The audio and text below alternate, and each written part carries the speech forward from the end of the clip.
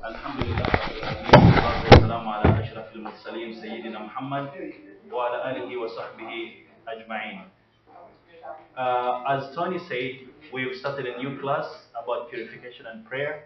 And in the class, we'll be discussing a lot of things, perhaps some of which you wouldn't have heard elsewhere. We'll be asking a lot of why questions. We are still talking about Yusuf alayhi salam, and soon we'll finish the story and then start talking about Musa alayhi salam. So last time we talked about Benjamin, that it was seemingly established that he stole. So when they were checking his bag, they found the king's drinking cup, and then they established, according to the law, the law of his land, the land of his father, that he would stay serving Yusuf alayhi salam.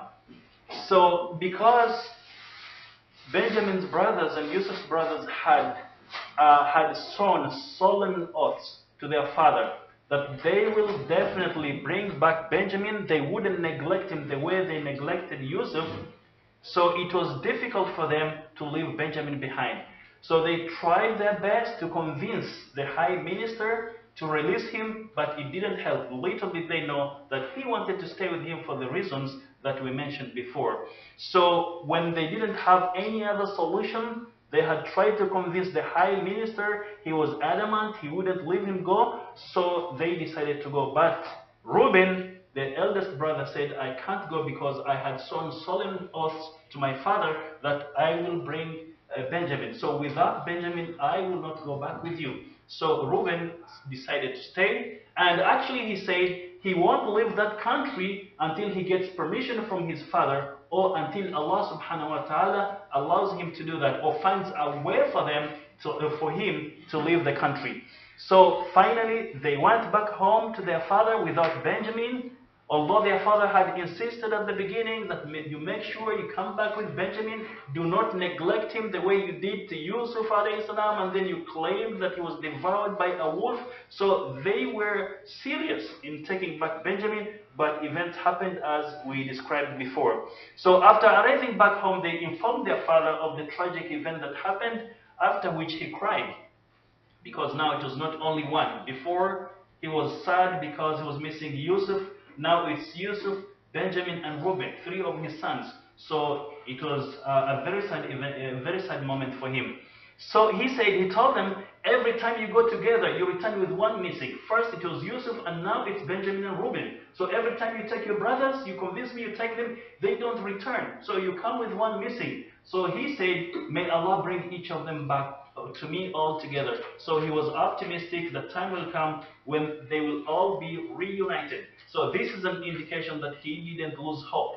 Although he had different stories about Yusuf, about Benjamin, he was still hopeful that time will come when he will be reunited with all his sons. And this is a very important lesson to us as Muslims, not to lose hope. You know, among the conditions of dua, if you are supplicating to Allah subhanahu wa ta'ala, you have to be hopeful. Don't lose hope. Don't say, let me give it a try. So as believers, we always maintain optimism, hopeful that Allah subhanahu wa ta'ala will help us. So before I continue, there is a quote here which says, it's easier to build strong children than to repair broken men. It's easier to build strong children than to repair broken men. Now we are going to compare, and there is something psychological here. If you remember, when they returned to their father with the shirt of Yusuf stained with blood, claiming that he was devoured by a wolf, he said, you won't believe us. They said, you won't believe us even if we are telling the truth. So you won't believe us even if you're telling the truth. And now, when they go back without Benjamin, they say, we are indeed truthful. So we're going to compare. So compare Yaqub's children claim after leaving Yusuf in a dry well with their excuse after leaving Benjamin in Egypt being accused of theft. So what did they say? For example, according to a verse in chapter Yusuf, chapter 12, verses 81 to 82, Allah subhanahu wa ta'ala says, يا أبانا إن ابنك سرق وما شهدنا إلا ما علمنا وما كنا للغيب حافظين واسأل القرية التي كنا فيها والعير التي أقبلنا فيها وإنا لصادقون. Or our father, your son has most surely stolen, and we cannot testify to other than what we know, nor could we safeguard him against the unseen. Moreover, ask the city in which we were and the caravan in which we came, and indeed we are truthful. So when they were telling the truth, they said we are truthful. They were positive. Now compare this with what they said when they claimed that Yusuf alayhi salam was devoured with a wolf. What did it say? Compare the last phrase in the verse above with the last phrase of verse 11 of verse 17 of Surah Yusuf.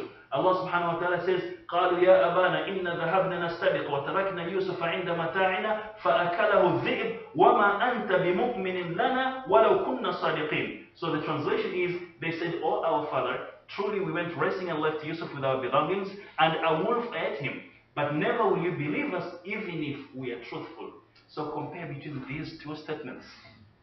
So when they were telling the truth, they were positive. They said, "Indeed, we are telling you the truth." When they were lying, they were negative. They said, "You won't believe us even if we're telling you the truth." Now, for example, if you tell me something which I doubt, and then you tell me this, I will say, "Yeah, you've said it. You're not telling the truth." You will have helped me to continue doubting you. So psychologically and Islamically, what do we learn from this? When they were telling the truth, they were positive and adamant that indeed we are telling the truth. They confirmed it. But when they were lying, they said, "You won't believe us even if we tell you the truth." So what do we learn from this?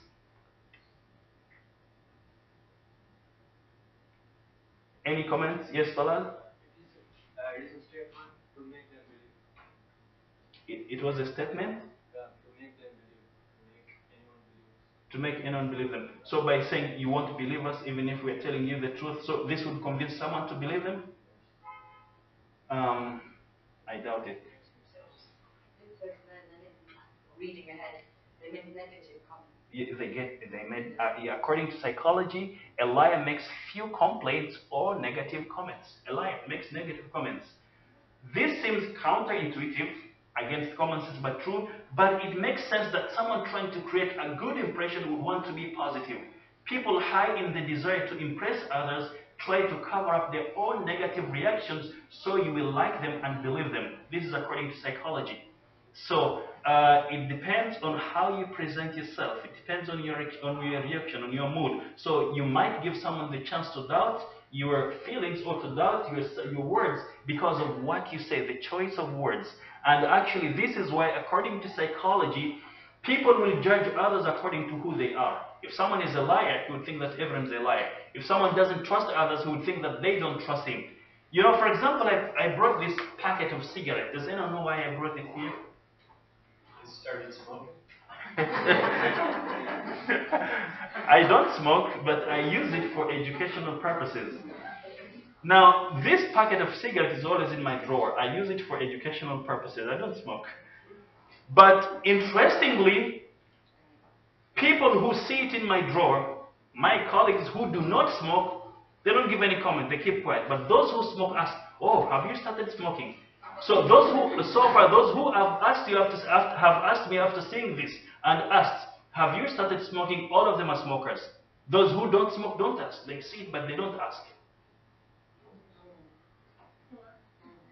Yeah, they see it in my drawer, they don't ask because they don't smoke. But those who smoke, because they know they smoke, they feel I also smoke. They think I also smoke. So you judge people according to who you are, according to how you feel. If you are a positive person, you will be positive dealing with others. If you are a negative person, you'll think everyone is like you. And this is why the Prophet ﷺ says in an authentic hadith, "Man qala halaka nasu fahuwa ahlakum." So whoever goes around and criticizes everyone, people are doomed, people are bad, he doesn't see anything good in anyone, he's the worst. According to the hadith, because he's judging them according to how he is. And as I said before, if for example someone is walking during summer when it's very extremely hot, he is dehydrated, he comes to you and says, "Please, can you help me with a glass of water?" You give him a half glass of water. If he's a positive person, he will thank you for that. If he's a negative person, you say, "Why didn't you feel it?" So a positive one says, "Thank you." He says, "Thank you for a half glass of water." A negative person says, "Why didn't you feel it?" So here, it's something that we need to learn about, that we should always be positive. And I have some quotes here. "Your life was a blessing. Your memory is a treasure. You are loved beyond words and missed beyond measure. So who would have said this? And about whom? Who do you think would have said this? It would be Yaqub missing Yusuf, and now Benjamin and Reuben. And another one says, we must accept finite disappointment, but never lose infinite hope. So we could be disappointed for some time, we might not get what we want, but after some time we will be victorious. So Yaqub alayhi salam, father of Yusuf, Benjamin, Reuben and others, was very, very sad. And we will see what happened to him. But eventually, they were all reunited. He was happy. And actually there is a proverb that goes, he laughs big, he who laughs last. So Yaqub didn't believe them. Yaqub would not believe them as their father. He knew them very well. Moreover, he had heard such a story, albeit differently, when they claimed that Yusuf was devoured by a wolf. So it was at the beginning, it was Yusuf. They claimed that he was devoured by a wolf, coming with his shirt stained by water, by blood. And now they claim that Benjamin stole, as we saw before. Yet his father knows that Benjamin can't whatsoever steal.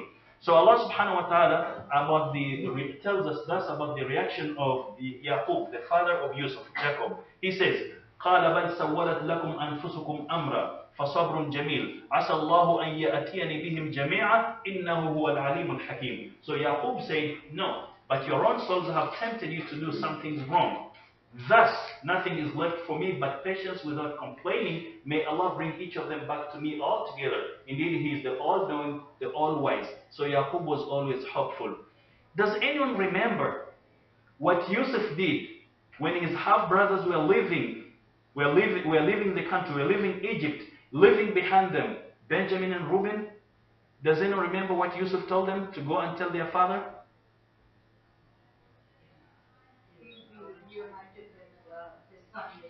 They will soon be reunited, all of them together. What else did he say? Does anyone remember? Yes, Hudayfa? The king sends you his greetings. The king extends to you his greetings, and what else did he say? And he prays to God that you won't die until you see your son Yusuf. So Yusuf was sending his father a message that the king is praying for him, and the king is concerned about the situation in which he is, because he's now missing his son Yusuf, and now added to Yusuf was Benjamin and Reuben. So Yaqub did not completely trust his sons due to what they had done to Yusuf before. So Yaqub knew very well that it was not characteristic of Benjamin to steal from people or to defraud anyone. So they were all his sons. He knew the behavior of each one of them. So when they went back claiming that Benjamin stole, he didn't believe. And of course we knew the story, how it was planned between Yusuf alayhi salam and Benjamin. So according to him, to Yaqub, that was yet a fabricated, flimsy excuse. And so the only solution was to continue invoking Allah while maintaining patient perseverance without complaining. So actually, prophets and messengers and righteous believers, whenever they are in a problem, they complain only to Allah. They don't complain to anyone else. Does anyone tell us the wisdom behind complaining only to Allah? It's also advisable to us. If you have a problem, you only complain to Allah. You are allowed to complain to some people whom you trust and whom you think can help you to find solutions, but you don't go around complaining to each and everyone. So you just put your trust in Allah and complain only to Allah. But if you know someone who can advise you, who can help you, and who is sincere, who is loyal to you, then you can share the problem with that person. But the prophets and messengers, they were the best human beings. So to whom would they resort to ask help or to ask advice? They would only resort to Allah subhanahu wa ta'ala. So what are the reasons as to why we as believers, whenever we are in a problem, we should only resort to Allah subhanahu wa ta'ala, only trust in Allah subhanahu wa ta'ala, seek solutions from Allah subhanahu wa ta'ala? Even if you're going to consult with others, but primarily you begin with Allah, and even while you're consulting with others, you continue supplicating to Allah. Why? There are some reasons why we should do that. Does anyone know? Because Allah subhanahu wa ta'ala is the only one who has infinite powers to help us. to solve our problems. A human being, yes, he might be willing to help you, but he doesn't have the wherewithals, the means of helping you. Or maybe he will help you, but he has ulterior motives.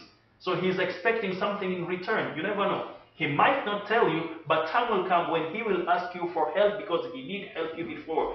Or maybe someone claims to be your friend. Ostensibly, he claims he loves you, he's loyal to you, but when you are in a problem, when you complain to him about your problem, he will rejoice in that, he will be happy. So, ostensibly, he will claim he's sad, he will show facial expressions that prove he is sad, but deep down in his heart, he will be happy. Who does he think he is? Let him suffer. We've suffered before more than him. So, inside him is happy, but outside he isn't. So, resorting to Allah subhanahu wa ta'ala helps you not to give people a chance to rejoice in your predicament. And only Allah subhanahu wa ta'ala can help you. Even if a human being comes to help you, who gave him the ability to help you? Everything comes from Allah subhanahu wa ta'ala. And this is why we said before, when you are trying to get solutions to your problem, focus first on Allah subhanahu wa ta'ala, because Allah is the creator of the means that you will use in order to solve the problem. Or He is the creator of the means that you will use in order to attain your goals. So you focus on Allah first, you supplicate to Him, and you ask Him to bless the procedures that you are going to follow. So Yaqub alayhi salam, he doesn't trust his children, so he's now resorting to Allah subhanahu wa ta'ala. Yes, according to psychology, it's good to vent out. If you have a problem, you can share with people. For example, as I told you before, there is a lady who called me, she had problems with her husband, and she wanted my advice. I told her I'm not a marriage counselor. She insisted, because you give khutbahs, please, I need your help. So I said, okay, let's meet. So we met. She spoke for 45 minutes. I was listening, writing down my points, so that when she finishes, then I will start advising her. After that, she woke up, she stood up and said, thank you, Mr. Hassan. She went. So what I realized, she wanted just to vent out. She didn't want solutions. She didn't want any advice. She just wanted someone to listen to her. This is very important. But even though you need to resort to someone whom you know that is sincere to you, is loyal to you. But all in all, we first resort to Allah subhanahu wa ta'ala. So Yaqub didn't trust his sons. Now there is a problem now. Before he was missing one, now he's missing three. So he resorts to Allah subhanahu wa ta'ala and he doesn't complain. And also there is another reason here. If you go around complaining to people, it's like you are complaining to people about Allah. So people are your judges. So Allah subhanahu wa ta'ala, subhanallah, astaghfirullah. So it's like Allah did something wrong. So you are complaining to people to help you. So what will they do against Allah subhanahu wa ta'ala? Everything is predetermined. So yes, you can talk to people asking advice, but be selective in whom you talk to. But ultimately, the only one who can solve your problem is Allah subhanahu wa ta'ala. So yes, sister. Also, I feel too that Allah already knows the outcome Yes. of your problem. Yes. So He wants you to supplicate. Yes. He wants to see your patience. He wants to see how you ask Him for help. Yes. Without complaining. Yes, that's a good point. Yes, Hudayfa? Even Prophet says in Hadith Qudsi that I'm believers positive, then Allah is أنا عند ظن عبدي بي. I will come to your rescue according to how you think of me. If you're positive that Allah will help you, He will help you. And actually, another point, supplication per se is an act of worship. Whether you will get what you want or you are worshipping Allah subhanahu wa ta'ala. The Prophet ﷺ says, Ad-du'a ul-ibadah. So supplication is worship. So whether He will solve your problem, whether He will help you attain your goals or not, by supplicating to Allah, you are being rewarded. So, and this is a lesson Yaqub is teaching us, to continue supplicating to Allah, to continue praying to Allah subhanahu wa ta'ala. Even if you don't know from where the solutions will come, but you put your faith in Allah subhanahu wa ta'ala. So Ibn Ishaq and other historians commenting on what Yaqub said, they say, since according to their father, their negligence of Benjamin had happened after their abandonment of Yusuf, their father Yaqub was prompted to accuse them of having plotted something against his three children. So he said, it can't happen. Every time you take someone, you don't bring him back. Maybe you plotted something, you did something. So in such a situation, first of all, he's not sure 100% of what they did.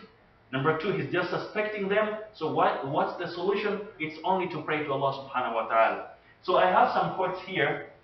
One of them says, a lie can travel halfway around, a lie can travel halfway around the world while the truth is putting on its shoes. So a lie can travel halfway around the world while truth is putting on its shoes. Another one says, two things I can't stand, a liar and a liar that gets mad when you don't believe the lies they are telling you. So, and mostly it's common when someone is telling you a lie and you don't believe them, they will start accusing you. They will become angry at you. But if someone is telling the truth and you don't show any signs of believing them, they will try to convince you, maintaining serenity. So they don't lose temper. They will be firm on what they are telling you. Even the facial expressions and body language will be in conformity with what they say. So, but a person who lies, they will easily get irritated. Another one says, I am a good enough person to forgive you. I'm a good enough person to forgive you, but not stupid enough to trust you again. So after you betray someone for the first time, it's difficult for him to trust you again. And this is why Prophet Muhammad says, Al-mu'minu la yuldahu min juhrin marratayn. Does anyone know what it means? Al-mu'minu la yuldahu al-mu'minu min juhrin marratayn. Yes, Hudayfa? A believer cannot be beaten by any stone from the same hole twice. Yeah, a believer cannot be beaten by a snake or any other mammal that bites from the same hole twice. In other words, someone can lie to you once, someone can cheat you once, someone can fool you once, but if he does the second time, this means you are foolish. So if someone does something wrong to question his honesty, then the next time you deal with him, you have to take enough precautionary measures. And as we said, Yaqub at the beginning, when they convinced him to take Yusuf with them, he didn't ask them to swear, he just agreed, he just allowed them to take Yusuf. But the second time, because he was also in dire need of provisions, and the high minister of Egypt had said that if you do not bring your brother Benjamin, no provisions for you. They were going to starve. So he didn't have any choice. He had to allow them to take Benjamin, but this time around, they had to swear to Allah that they would bring him back. And they were serious in bringing him back, but as we saw, something happened over there. So our rightly guided ancestors had this to say, Salaf Saleh. Indeed, the recompense of evil is an evil consequence. If you do something evil, it has some evil consequences. Now, these people, these children of Yaqub, because at first they took Yusuf, never brought him back, and now it's Benjamin and Reuben, so they lost their trust of their father. So he no longer trusted them. So what he would do was only to pray to Allah subhanahu wa ta'ala. So Yaqub didn't lose hope of reuniting with his sons as a prophet. He continuously invoked Allah subhanahu wa ta'ala with good attitude, trusting in Allah subhanahu wa ta'ala, being firm that time will come when he will be reunited with his family. So Allah subhanahu wa ta'ala tells us about this. He says, عسى الله أن يأتيني بهم جميعا إنه هو العليم الحكيم. May Allah bring all of them back to me all together. Indeed, He is all-knowing, all-wise.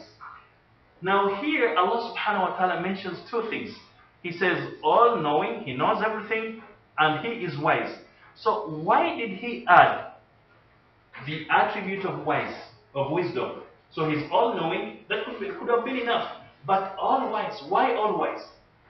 Does anyone? First of all, what's the difference between knowledge and wisdom? Does anyone know the difference between knowledge and wisdom? Yes, sister? It's wisdom is applying the knowledge that you have. Yes, very good. So knowledge, you know facts, you know things that happened, you know a lot of things. But wisdom is to apply the knowledge. As we said before, knowledge is not only for showing off. You acquire knowledge to implement it so that it can transform you. So if you do not implement this knowledge to benefit you and your community and to earn you a lot of rewards from Allah, then there is no point of seeking knowledge. That's one. What's the other difference between knowledge and wisdom? Yes, Hudayfa? Knowledge are just book stuff, but wisdom is like the stuff when to say it and what to say.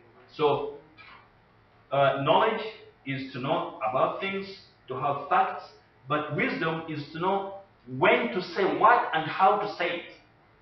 So two people can say the same thing trying to convince people, But one of them will be effective and the other won't because of the method they are using. So wisdom is the method, the timing, the way. So there are a lot of things that come into play. So Yaqub here, he says that Allah subhanahu wa ta'ala is always, He knows why all this is happening.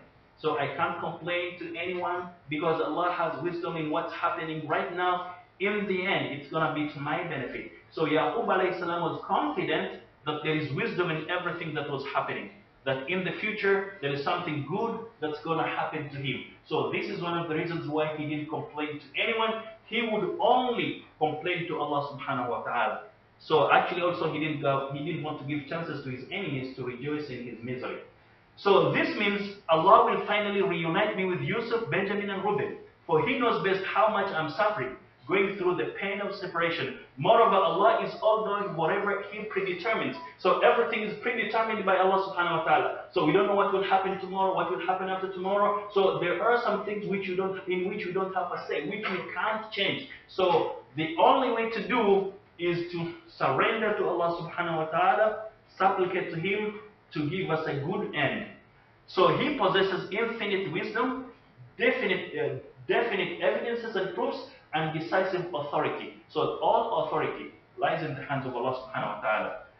So what did Yaqub do after that? So now he knows that three of his sons are left behind in Egypt. He didn't trust them when they said that Benjamin stole, and of course he was right. Benjamin wouldn't steal, but it was a plan as we said before. But here, as a father, he knows all his children. What to do now is only to resort to Allah subhanahu wa ta'ala in prayer with good attitude. Now, there are some prerequisites of prayer, or let me say, the etiquette of dua. Things that you have to put into consideration when we are supplicating to Allah. Does anyone know any one of them? First praising Allah. First, praising Allah. So when you want to make dua to Allah subhanahu wa ta'ala, either to solve your problem or to help you achieve your goals, you praise Him first, using His names and attributes, and praising Him according to how the Prophet sallallahu alaihi wasallam did it. So you can't improvise your words, even if they are good, but we follow what Allah subhanahu wa ta'ala taught us in praising Him and what the Messenger of Allah taught us in praising Him. So to praise Allah first. Two, what else? Yes, to show gratitude. Yeah, to thank Allah subhanahu wa ta'ala for the blessings that He has given you. So you have already some blessings which others don't have, and you want Allah to give you more. So first appreciate what you have, and then ask Allah subhanahu wa ta'ala to give you more. Third, yeah, praying to Allah subhanahu wa ta'ala to send His mercy and blessings to Prophet Muhammad sallallahu alaihi wasallam. And the fourth one is now to supplicate to Allah, asking Him whatever you want, so long as it's not haram. So you can't, for example, ask Allah subhanahu wa ta'ala to help you kill someone, to help you rob a bank, to help you commit a crime. No. You ask Allah subhanahu wa ta'ala to help you doing something which is good. So according to the verse above, Yaqub said, I miss Yusuf so much. Actually, what did Yaqub do after that? Allah subhanahu wa ta'ala says, وَتَوَلَّ عَنْهُمْ وَقَالَ يَا أَسَفَا عَلَى يُوسُفَ وَبْيَضَّتْ عَيْنَاهُ مِنَ الْحُزْنِ فَهُوَ كَظِيمٌ. Then desolately he turned away from them and said, my sorrow for Yusuf, and his eyes turned white from grief, for long had he suppressed his anguish. So he was sad, but he wasn't showing it so much. And now he's now retreating to himself, speaking to himself. There's something that we learn here. So Yaqub says, my sorrow for Yusuf. So he is talking to himself. So he left them alone, his children. He went and sat by himself and started saying these words that were a sign that show us that he was indeed grieving, missing his children. So what do we learn from this? There is a psychological lesson that we learn here. He's grieving in private. Grieving in private because he wants to communicate to Allah, to pray to Allah. He doesn't want to ruin the moods of others when they see him grieving, and he doesn't want to give others the chance, sometimes maybe his enemies, to be happy.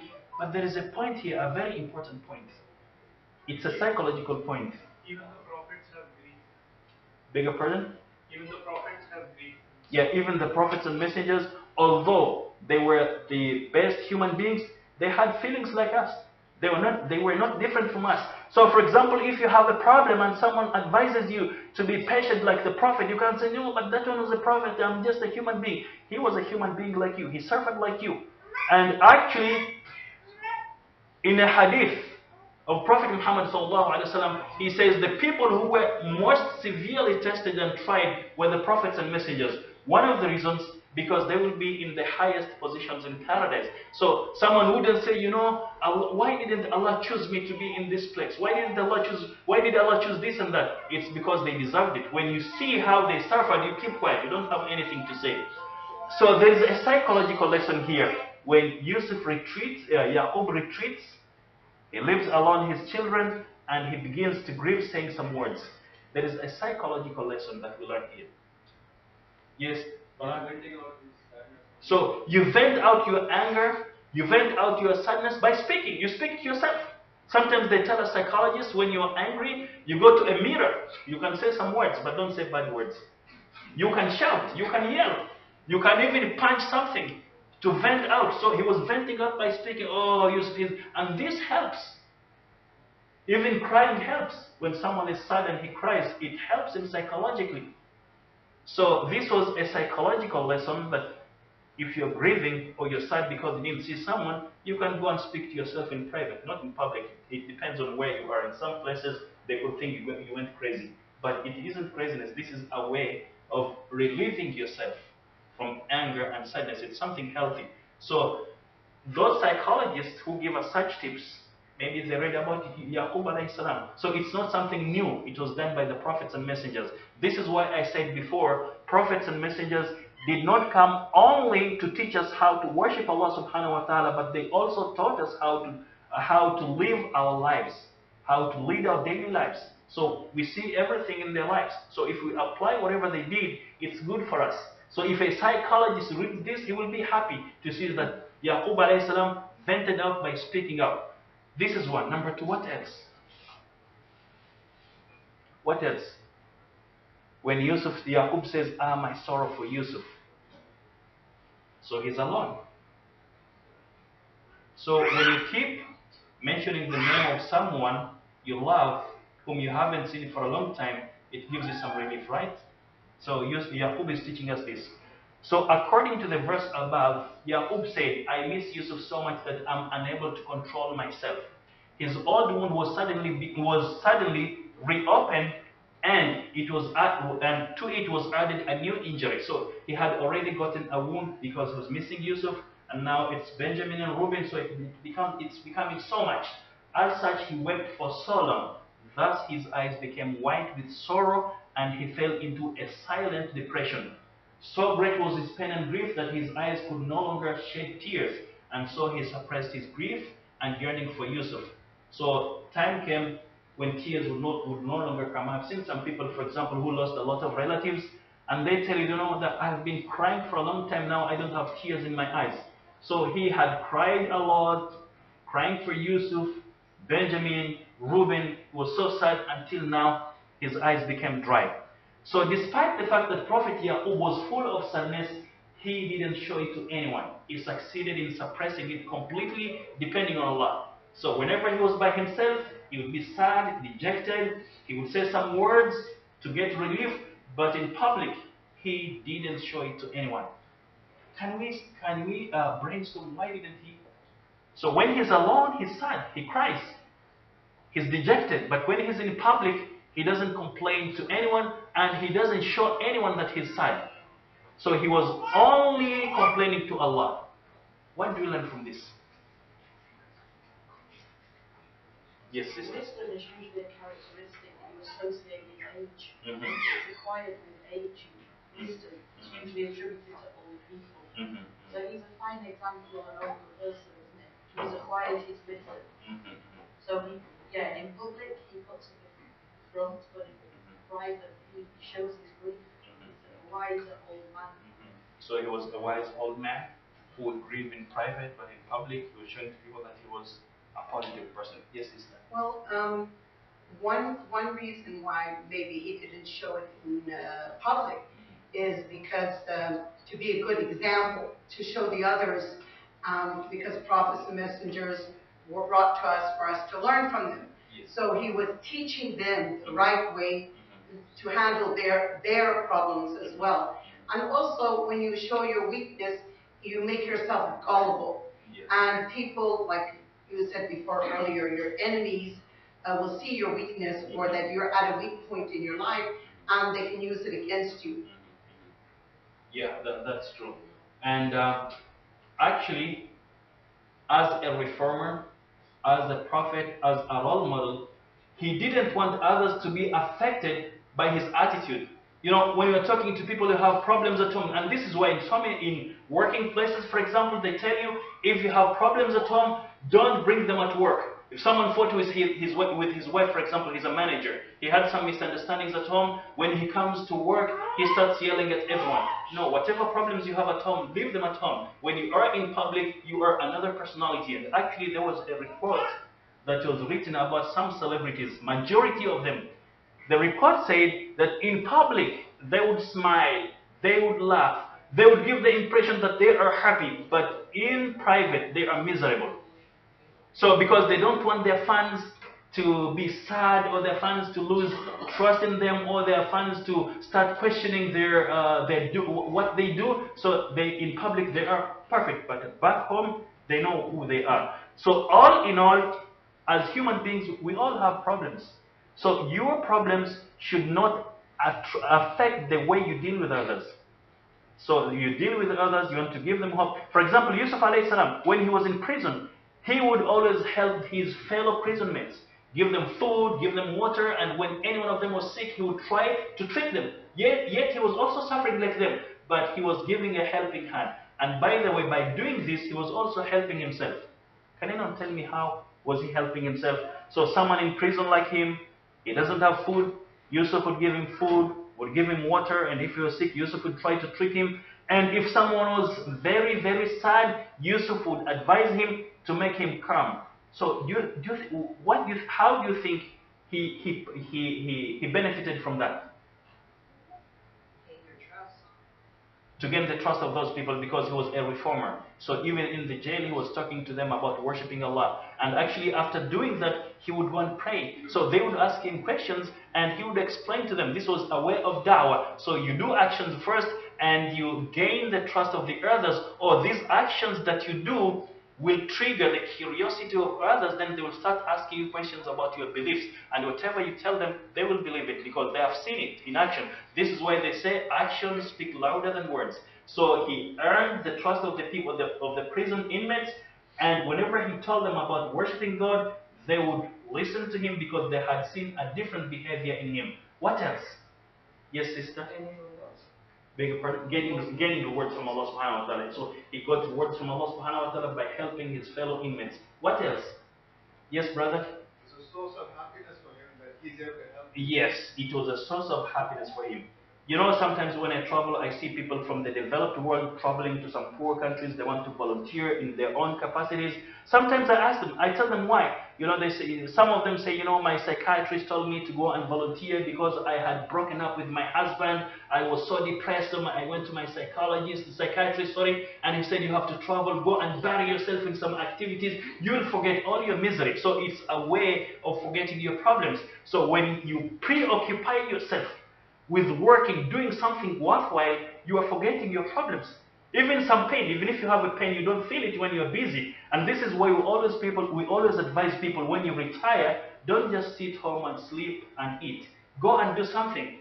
Because if you retire and you just sit and eat, you can feel every pain that comes your way. But if you are busy, your mind is busy, sometimes you don't, and the time passes away quickly. So it helps you physically, psychologically, religiously, in so many ways to serve others. This is according to Islam. And now research tells us that when you help someone, it gives you more happiness than even serving yourself. And this happiness boosts your immune system. So subhanAllah, but as Muslims, we say whatever we do it first for the sake of Allah subhanahu wa ta'ala. And other benefits come after seeking the pleasure of Allah subhanahu wa ta'ala. So Yusuf alayhi salam was a positive person from the beginning. In any situation, in whatever he was, he would always make benefit of it. He would always benefit from it, whether it was positive or negative. You know, sometimes there is someone who complained to me. There was a person who was looking for a job. This person was badly looking for a job. He had been unemployed for quite some time. And then his friend gets him a good job. And he tells him, you know, I have gotten you a good job. You have to go after 2 days for an interview. And the guy goes, but I don't have a good shirt to wear. I don't have good shoes. So the man says, what's this? I got you a job and now you're talking about shoes, about a shirt. So again, it depends on the attitude of a person. Sometimes people complain, yet the problem is with them. They have to change their attitude. So Prophet Muhammad sallallahu alaihi wasallam, in a hadith that was narrated by Abu Hurairah, told us, he said, "Ta'awwadu billahi min jahdi al-bala, wa darki al-shaqa, wa su'i al-qada, wa shamatati al-a'da." So translated as Abu Hurairah narrated that the Messenger of Allah said, "Seek refuge with Allah from severe trials miserable situations, bad destiny, and your enemies gloating over your predicaments." So you ask Allah subhanahu wa ta'ala to help you not to get severe trials, to be in miserable situations, and to have enemies who would feel happy when you are suffering. So this is a dua that the Prophet ﷺ taught us always to pray to Allah subhanahu wa ta'ala to save us from these things, because they all come from Allah subhanahu wa ta'ala. So the last one, your enemies gloating over your predicament, this is one of the reasons why we say, do not reveal your problems to each and every person. Don't complain to each and every person. Even those who seemingly seem to be your friends will feel happy when you're suffering, when you are in a problem. So you have to just trust only in Allah subhanahu wa ta'ala, and a few select whom you trust. So now Yaqub goes blind. So he was very sad, crying, suppressing his anger in front of public. Now it comes to the point when he goes blind. So Muqatil said, due to his intense sorrow, Yaqub became blind, and according to some sources, he would not see for years. So he went blind for years without seeing. Other historians and exegetes of the Noble Quran opine that someone's eyes might turn white due to intense grief, although he might retain some degree of sight.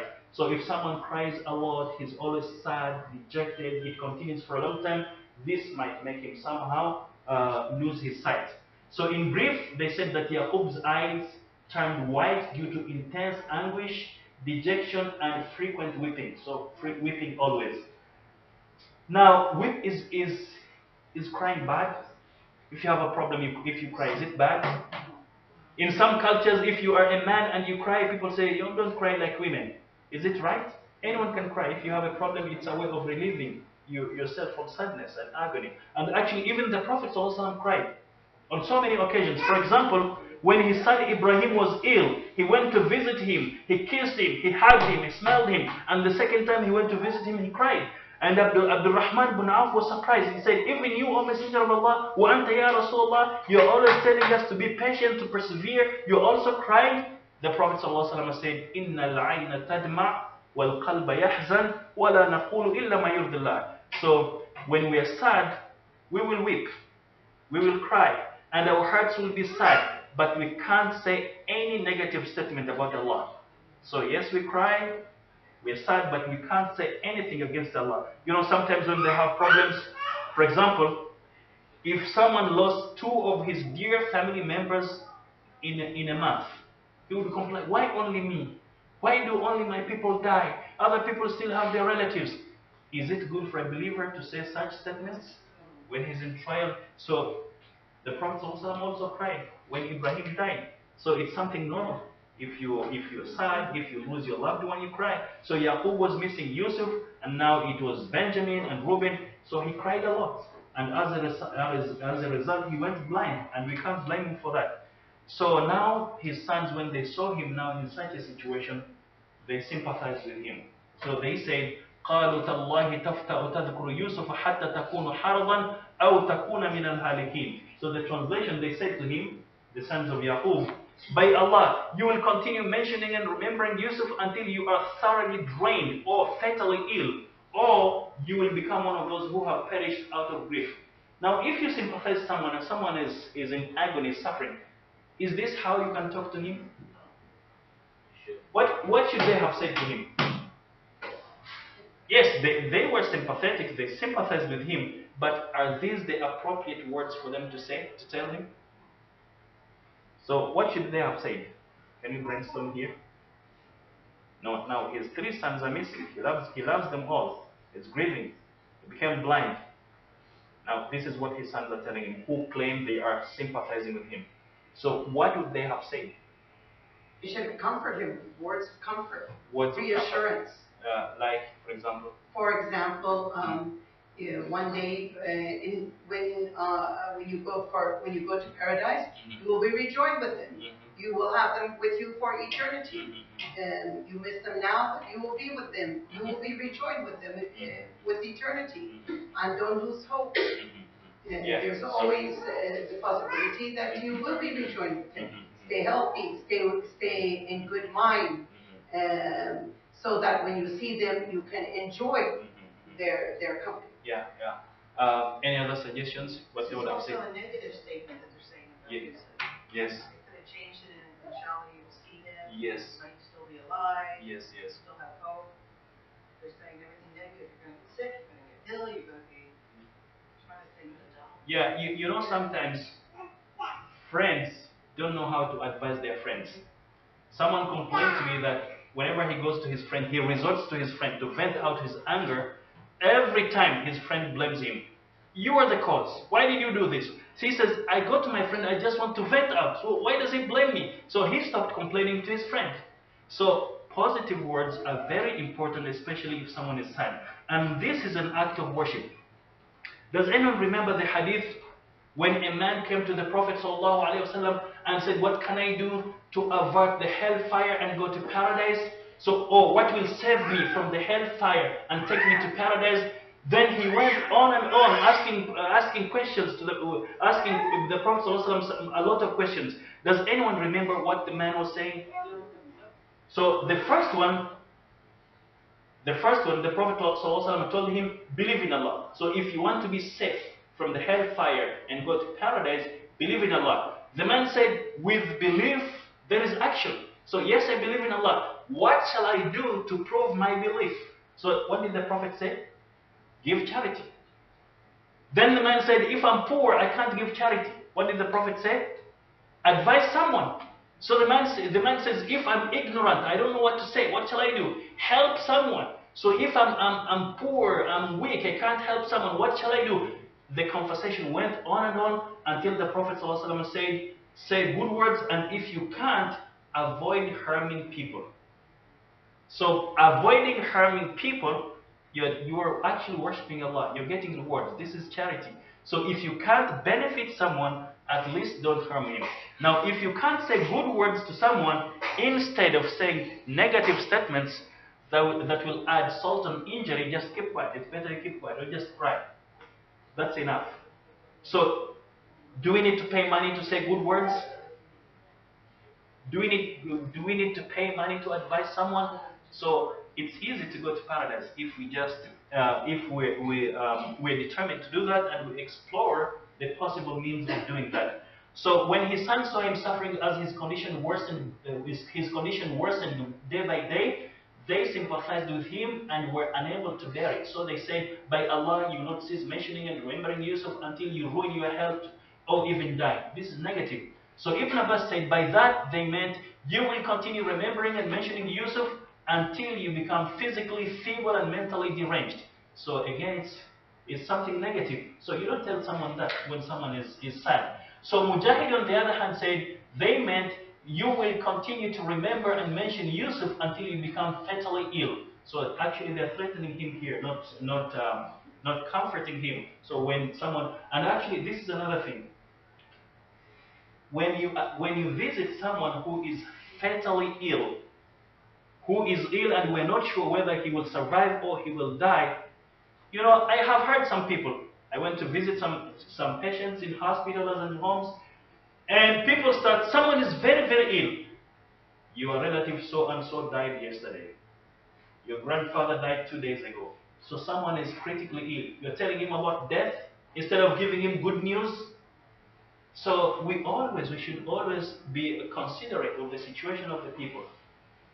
So here there is a proverb which says, the finest souls are those who gulped pain and avoided making others taste it. The finest souls are those who gulped pain and avoided others to taste it. So yes, you're suffering yourself, but you don't want another person to suffer because of your suffering. So you'll endure the pain yourself. So this is again one of the reasons why Yaqub didn't complain to people. He didn't want to ruin their moods, especially the friends, those who loved him. So he would keep his sadness to himself. He just wants them to continue with their lifestyle, continue benefiting themselves and others. So he doesn't want to ruin themselves by giving them bad news about himself. So what was his reply when they said this? He told them that he was not complaining of anything to them or to any other human being. About that Allah says, قال إنما أشكو بثي وحزني إلى الله وأعلم من الله ما لا تعلمون. So he was very confident that Allah subhanahu wa ta'ala would soon open the gates of his mercy to him and provide him with relief and release him from his suffering and sorrow. So he told his sons, Yusuf, okay, let me first translate this. إنما أشكو بثي وحزني إلى الله. Indeed, I complain about my grief and sadness only to Allah subhanahu wa ta'ala, and I know from Allah that which you don't know. So he knows things from Allah which they don't know as a messenger. So he told them, Yusuf had a dream, and that dream will definitely come true. Someday you and I will finally prostrate before him. This hasn't happened yet. Yusuf must be alive somewhere in a high position. Yusuf must be alive somewhere in a high position. So what do we learn from this? So he's sure time will come when he will be reunited with Yusuf and all of them. And he had a feeling that Yusuf was alive somewhere. Probably some of the things that helped him to be reassured that Yusuf was alive was the message of the high minister, that the king of Egypt is praying to God that you shouldn't lie and you shouldn't die until you meet with Yusuf. And of course, as a prophet, he was always positive. He had a feeling that Yusuf was somewhere. He wasn't killed, he wasn't lost, he was somewhere. And time will come when they will be reunited. So what do we learn from this? Any lessons from this? So actually what he meant that he knew what they don't know, one of them is these children didn't know about the dream because their father at the beginning told Yusuf to hide the dream. Don't share the dream with your brothers. They can plot against you. So until now they don't know about the dream. It's only Yusuf and his father.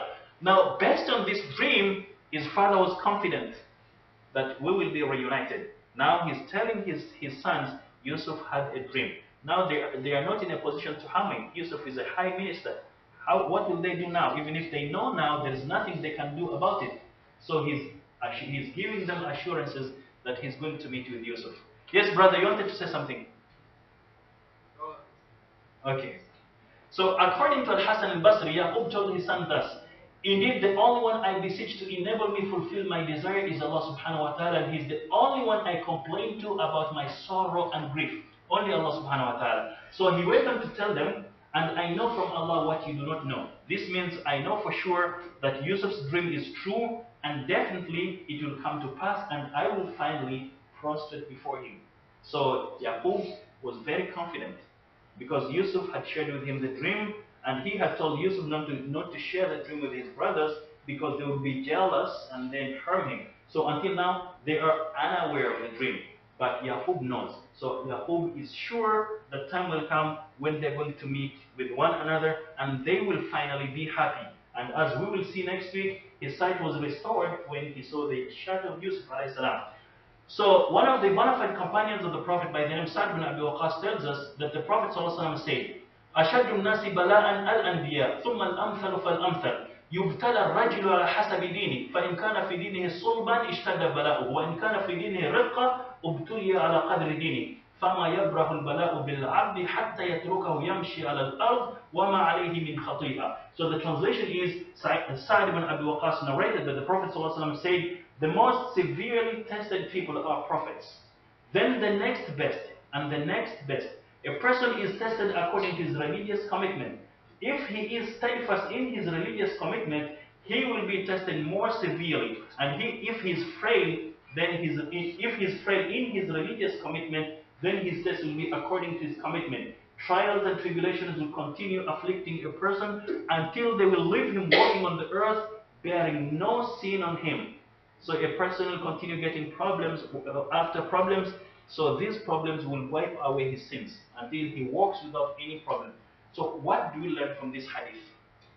And actually, before we start brainstorming about the benefits from this hadith, there is another one that was narrated by Abu Huraira. أن رسول الله صلى الله عليه وسلم قال إن الرجل لا يكون له عند الله المنزلة فما يبلغها بعمل فلا يزال الله يبتليه بما يكره حتى يبلغه إياها. So the translation is, Abu Hurairah narrated that the Messenger of Allah said, indeed someone might have a lofty position with Allah that he can't reach only by his good deeds.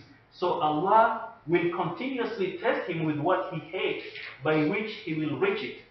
So you have a position with Allah, a very high position. You can't reach this position by virtue of your good deeds. It's only by being tested and how you endure the trials of Allah subhanahu wa ta'ala. So by continuously having problems, they will make you reach that position finally. And this might happen even here on earth before the hereafter. So what do we learn from the two narrations of the Prophet sallallahu alaihi wasallam?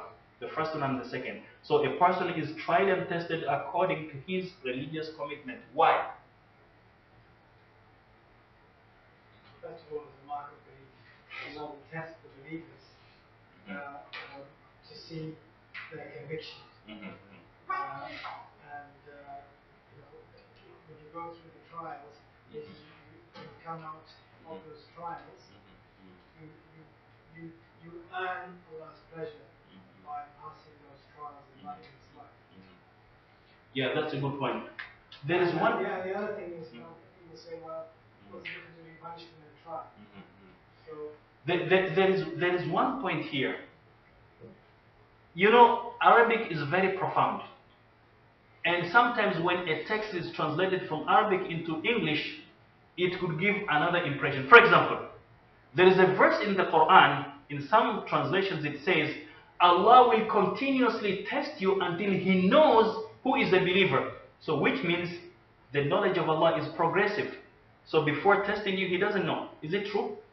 No. Allah's knowledge is infinite. But here, liyara, it has some connotations, interpretations. So that you yourself, you know your worth by patient perseverance when you are suffering from trials. So Allah will continuously test you. So finally, you will see your worth when you are being tested by Allah. That's number one. Number two, so that the people know why you will be given a high position. So that no one will complain on the day of judgment that why did Allah favor someone? I used to pray with him, we used to pray the same, we used to fast the same, but now he's going to paradise. You know, there is an event that happened during the time of the Prophet ﷺ. The Prophet ﷺ was sitting one day with his companions. So he told them, if you want to see someone who is among the people of paradise, look at someone who will be the first one to enter. So the first one to enter was a common man, not even among the distinguished companions of the Prophet. 3 days, he's telling them, if you want to see a person among the people of paradise, you look at the man who will be the first one to enter. So it was the same man, 3 times. So one of the companions of the Prophet ﷺ wanted to go and sleep in his house to see what act of worship is this man doing, which is different, which made the Prophet declare that he will be among the people of paradise. The man went to sleep in his house. He was normally praying like everyone. Isha, Tahajjud, like everyone. There is nothing that he did extra which others were not giving, were not doing. So the man in the morning after the 3rd day, he asked him, you know, the reason why I came to sleep here? I came to sleep here because the Prophet mentioned 3 times, on 3 different occasions, that if you want to look at the man who will be among the people of paradise, look at the man entering now, and you are the person. So I wanted to see which acts of worship that you do, which we don't. And I didn't see anything exceptional. So what's exceptional about you? Does anyone know what the man said? So the man said, I don't do anything extra, but when I go to sleep, I forgive anyone. I sleep with a clean heart. That's why the Prophet told you, I'm among the people of paradise. Cleaning my heart. No rancor, no jealousy, no ill feelings, no nothing. Only this. And who knew that? Allah subhanahu wa ta'ala. And the Prophet got this by inspiration, by wahi from Allah subhanahu wa ta'ala. So on the day of judgment, people will complain. So and so was praying like me, he was fasting like me. But so Allah will show us that he suffered. He didn't complain to you, he didn't complain to anyone, and you will see what this person suffered and you will keep quiet. Because Allah's justice is infinite. So what are the other reasons why the prophets were tried and tested more than anyone else? Yes, sister? It to strengthen his relationship with Allah, to bring him closer to Allah, because the more trials you face, then you brings you to ask Allah, not to ask man, because it's so huge that you go straight to Allah without thinking twice. And every time you go to Allah, you come closer to Him, and the closer you come to Him, the stronger you come for the next trial, to be able to face the next trial. So it brings you back to Allah, or if your relationship with Allah is good, it strengthens your relationship with Allah subhanahu wa ta'ala and proves your faith and trust in Allah. Because some people will say, if Allah loves me, why am I suffering? Then he tries other means. But this person who suffers, he knows it's from Allah, he goes back to Allah, this strengthens his relationship with Allah subhanahu wa ta'ala. What else? Yes, sister? I'm sorry to nitpick here, but Yaqub knew he was a prophet. Yes. He knew he was a prophet. Yes. And he was party to the dream. Mm-hmm. So why such excessive belief? Why? Why did he build life from dream? Oh, yeah, that's a very good point. Actually, sometimes we don't control our feelings, especially if it comes to your loved ones. Something, it will happen, yes, something is missing, but you're missing someone. Yeah. You want to see him, you want to be with him. So you can't control it. Oh, yeah, for example, you have your loved one, he traveled for medication or he's on vacation. He will come back, but still you miss him, you feel sad. So it was just human nature. Although he was a prophet, he was a human being, he had feelings. So it just shows how difficult it is for normal people. Yes. As well, because he's a prophet. Yeah. He was party to the dream, he knows it's going to happen. And he still felt such sorrow. Yeah, so this is why we should resort to Allah even more, because we are not prophets, we are not messengers. Yes, brother. So people are wrong to tested more because Allah subhanahu wa ta'ala says that we tested according to your strength. They were obviously on a higher level than us. So their trials should also be higher than us. Yeah, so they were tried more than us because they were stronger than us. And also, some people might come on the day of judgment and complain, Allah, why didn't you choose me to be a prophet, to be a messenger? So he will show you some qualities that the messengers have which you didn't have, and you keep quiet to silence you. Yes, brother. Outcome of trial and test is guided heart. Yeah, these are good. It does what? Guided heart. Yeah, it guides your heart. It gives you confidence. And you learn a lot from these trials and tribulations. It strengthens your mental. Now it gives you confidence. I was in a problem, I suffered this way and that way, and I was able to go through all this, and eventually I emerged successful. And this gives you authority to give advice to others with confidence. And again, which is a good act of worship, advising others, encouraging others, giving relief to others. And actually, according to one of the sayings of the Prophet ﷺ, he says, خَيْرُ النَّاسِ أَنْفَعُهُمْ لِلنَّاسِ. The best among the people is the more beneficial to them. So the more you become beneficial to people, the best you become in front of Allah subhanahu wa ta'ala and in front of them. Because the more you continue benefiting them, they will trust you, they will like you, and they will keep resorting to you, and you will make a change in their lives. And according to another hadith, if you introduce something good in the life of someone and he continues doing it, you get the same reward as that person. So the prophets and messengers suffered more than anyone else, so that we can borrow a leaf from them. They can lead us as examples for us. So the more we emulate them, the more we get rewards. And actually, yes, sister. And also Allah told us in the Surah of the believers, that He will not place a burden on us greater than we can bear. Yes. So each one of us are individuals with different strengths and weaknesses. That's a good point. And He promised us that He will not place a burden on us greater than we can bear. Yes. So if He placed this burden on you, you will have to know that you can bear it, even though it may seem unbearable. Yes. So you have this strength. You are reassured that you will get through it, even though you feel you cannot get through it, because you have the promise of Allah, and that's why you get burdened with it, and the others they don't. And in the end, you will not regret it. When you see the fruits of your patience, you will thank Allah for that. I would like to demonstrate something. Talal and Hudayfa, can you come in front here?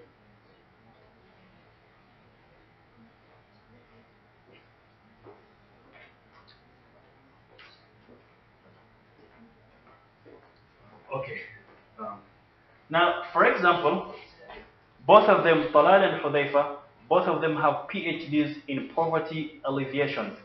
So they studied and they got PhD on how to relieve people from poverty, especially in the most impoverished societies. Both of them have a PhD. Now, Talal came from a rich family. His grandfather was a wealthy man, his father he was a wealthy person, and he didn't suffer at all, but he has a PhD. Hudayfa, his father was poor, his grandfather was poor, and he was actually a street kid sleeping on the streets, and he studied, he got a PhD, he became rich. So Talal inherited wealth from his father, but Hudayfa made it from scratch. So when both of them are sent to poor communities, who would be more effective? Hudayfa. Because those people will relate with him that he was suffering like us, he went through the pain we're going through, and now he's successful, so they will trust what he says. But Talal, they will come up with flimsy excuses. He made it because his grandfather was rich, so there is nothing different. So the prophets and messengers, they were tried more than anyone else to give live examples so that we don't come up with flimsy excuses that they were different and we're different. So we have here another hadith that was narrated by Suhaib bin Sinan, that the Prophet ﷺ said, عَجَبًا لِأَمْرِ الْمُؤْمِنِ إِنَّ أَمْرَهُ كُلَّهُ خَيْرٌ وَلَيْسَ ذَلِكَ لِأَحَدٍ إِلَّا لِلْمُؤْمِنِ إِنْ أَصَابَتْهُ سَرَّاءَ شَكَرَ فَكَانَ خَيْرًا لَهُ وَإِنْ أَصَابَتْهُ ضَرَّاءَ صَبَرَ فَكَانَ خَيْرًا لَهُ. So the translation is, Suhaib bin Sinan narrated that the Messenger of Allah said, how wonderful is the attitude of a believer. All the situations are good for him, and that degree of faith can't be achieved except by a believer. If blessed with prosperity, he expresses gratitude to Allah, and that is good for him. And if afflicted with adversity, he endures patiently, and that is better for him. So this is an authentic hadith from the Prophet ﷺ. So a believer is always positive, whether in a positive situation or a negative situation, and actually he would try to turn the negative situation into positive. But a negative person, he would try to turn a positive situation into a negative situation. So it all depends on us. So Yaqub now instructs his children to go and search for Yusuf. So as we said, he didn't lose hope, despite the fact that they had told him that Yusuf was devoured by a wolf, and now Benjamin stole. Now he tells them, go out and search for him. Now again, another lesson here, but we will talk about this next week. But question here, what do we learn from this?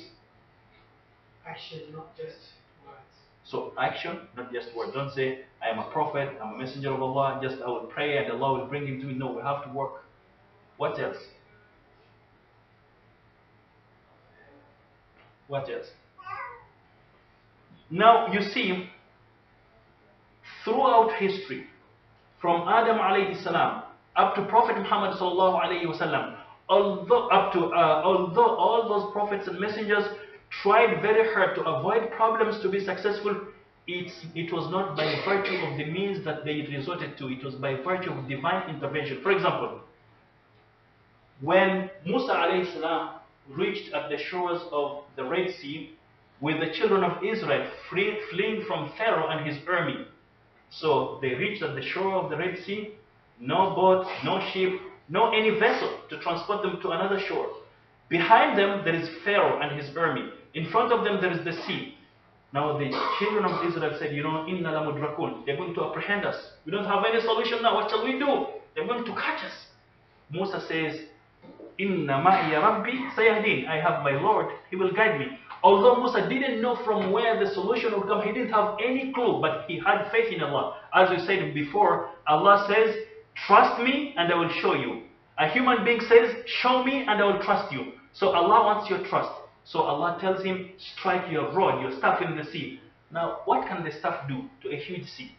So it was only Allah's intervention. Now, if this is the case, even when you try your level best, Allah is the one who helps. So why try? Why should we try? Why don't we just sit back and say, okay, Allah will help us? Even if we do it, it's not by virtue of what we do. Why should we, despite knowing that divine intervention will ultimately help us, why should we try our best? So we can easily say, Prophet Muhammad ﷺ, for example, when he was immigrating from Mecca to Medina, he meticulously planned his journey from Mecca. He took all the possible precautionary measures. Despite that, they were able to get to the cave where he was hiding. So in this case, his precautionary measures didn't work. Only Allah intervened. And you know the story. So what's the point of working then? If it's only Allah who will finally help us. So why should we protect ourselves? Why should we work hard? So why should we take possible means of successful or of averting evil? Why? Yes. It's a sign of worship. So by doing it, because Allah commands you to do it, you're worshipping Allah, you're getting rewards. Whether you'll be successful or not, by doing it, you're getting rewards from Allah. It's a kind of worship. What? Life is about striving. Life is about, yeah. It's about striving. Anything that you do, striving is part of our deen. Yeah, striving is part of your deen. And actually, even if it's only the divine intervention that helps you, in the process you learn a lot. You learn a lot. Every effort that you render to solve a problem or to achieve your goals, you learn from it a lot of things. And this knowledge benefits you in the future, in that you will share it with others, you'll advise others, again you'll get rewards. What else? What else? It gives you confidence, and it strengthens your iman, that Allah subhanahu wa ta'ala is always with you. You don't become lazy. And by continuously doing it, it's good for your health, not just to sit back. So there are a lot of diseases that a person might acquire or might contract if he just sits without doing anything. But by struggling, pitting your weight, thinking a lot, making your mind active, you're worshipping Allah and you're making yourself healthy. And by doing so, you're getting a lot of ideas which would help you in some other situations. So all in all, everything that Allah subhanahu wa ta'ala commanded us is beneficial to us here on earth and in the hereafter. What matters is the intention. We have to be sincere in what we do. We do it for the sake of Allah. If we will realize cause and effect, this is part of the blessings of Allah. But our aim is to please Allah. And if this is your aim, to please Allah, Allah will make life easy for you here on earth and in the hereafter, and you'll see a lot of rewards. So Yaqub alayhi salam is giving us an example here. You don't just sit back and wait for the relief from Allah subhanahu wa ta'ala. You have to struggle. And actually, by his children going to search, we will see what happened. They discovered a lot of things. They learned a lot. And in their lives, whatever they learned made a difference for them. And this was part of what he could inherit to them, to encourage them to work hard, and in the process to learn things which would help them and their children. And actually, this is also part of leaving a legacy. You know, as a believer, we have to give a legacy. You know, there are three things which help someone even when he's in his grave. According to hadith of the Prophet, does anyone remember any of them? Sadaqatun jariyah, continuous charity. So if, for example, someone had a farm and he allowed the poor people to eat from it, or if someone built an orphanage or a school, or whatever you did, so long as people continue benefiting from this facility, Allah rewards you in your grave. That's number one. Number two? Yes, sister? A righteous child. It's not easy to have a righteous child who will remember to pray for you after your death. So you have to prepare your children. You have to teach them. So Yaqub now is teaching them lessons. Go and search. So in the process, they'll learn a lot, and eventually they will appreciate their father. And they will pray for him when he dies, and he will get a lot of rewards from them. So it's a way of investing in your family, urging them to work hard. Yes, Hudayfa? Ilmun nafi, beneficial knowledge. Any type of knowledge, so long as it's beneficial to you and to the community and does not contradict with the teachings of Islam. Any knowledge, not only Islamic knowledge. So long as people implement your ideas, even after you die, you get rewards. So Muslims should try to do research, write books, share your ideas. When you retire, for example, teach people. Because if you die, so long as people implement what you taught them in their lives, you get rewards. So imagine, for example, you teach a generation and the generation teaches others, it will be continuous until the day of judgment. So you're getting a lot of rewards. So this all is sadaqatul jari, continuous charity. Yes, sister? Did any of the prophets show any times of doubting? doubting in Allah? Yeah. No, They didn't. they didn't. So you couldn't say Yusuf's grief at this time as a kid, maybe he was a period of doubt? No, not doubt, it's just human grief.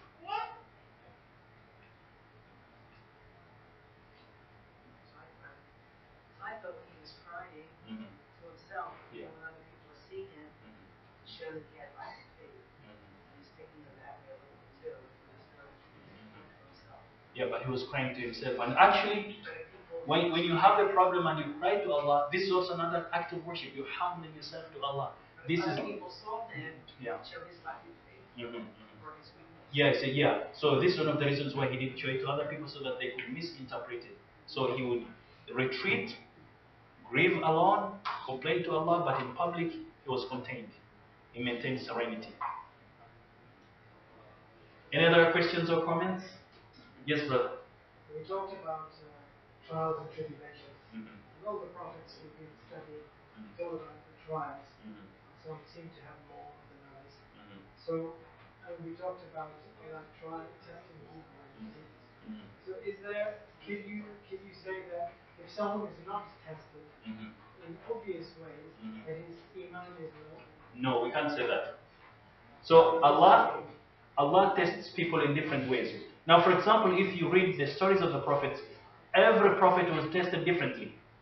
Yusuf was tested differently from Musa. For example, Musa killed someone and we know the story. Then everyone was tested in different capacities. By the way, trials and tribulations are not only in negative things. You can be tested by wealth. You can be tested by children. You can be tested by wives. You can be tested by position.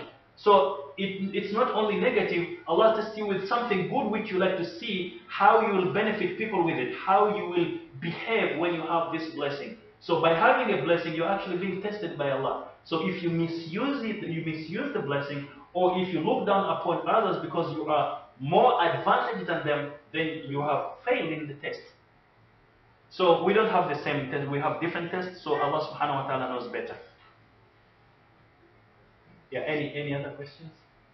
So inshallah on Monday, it will be the last time we talk about Surah Al-Munafiqeen. Then after that, the next week we'll start Surah Al-Jum'ah, which has also a lot of lessons. If you have time, you must come on Monday at 7 p.m. And as we said before, we've started a class about Tahara and Salah.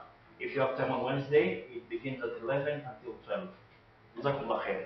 And actually, we learn things which you might not have learned any. For example, just as an example, if Allah blesses you with a baby boy, according to Sunnah, you have to slaughter aqiqah. How many sheep? 2. If it's a girl, 1. So why a boy 2, why a girl 1? These are things that we will be talking about occasionally in the class. So Jazakumullah khair. See you inshallah on Monday.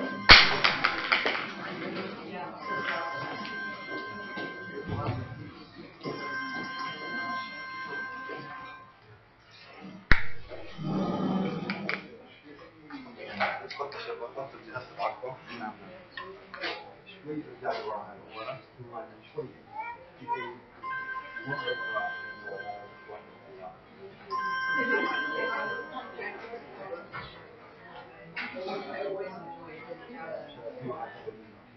قبل من هذا